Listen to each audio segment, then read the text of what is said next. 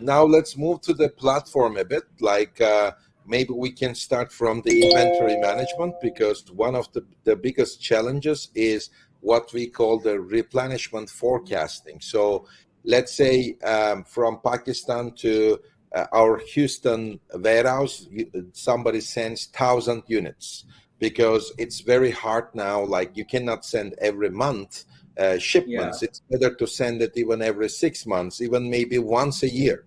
Now, in that scenario, I have 1,000 units, and I need to make sure that I am sending them like in hundreds to Amazon. So to know when to restock and how many units to restock is very important, because you don't want to be overstock on Amazon, or at a low stock on Amazon as well, because then you're going to go out of stock. So And the that hurts definitely.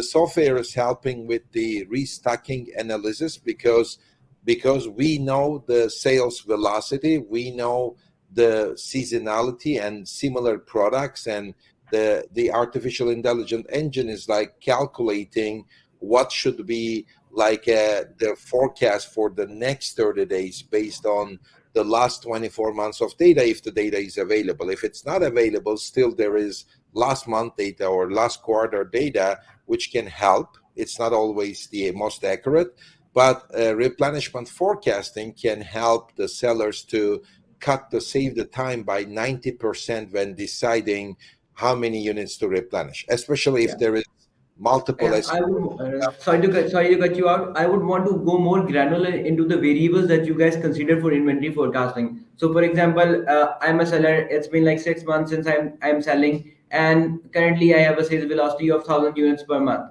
And right now, I want EVA to forecast the inventory for the next 6 months for me. So, what kind of variables would you guys consider apart from the sales velocity? Because that's definitely that goes without saying that you guys are gonna look at the sales velocity for the past 6 months. So what are the other variables in terms of seasonality? Where do you guys get the data or something? What are the other variables essentially that EVA considers while forecasting? Right. I mean, we try to get the 24 months of data because that's what we can get from Amazon if the data is available. If it is available, then it will give us an opportunity to understand the seasonality and predict the next month forecast as well, based on the 24 months of data.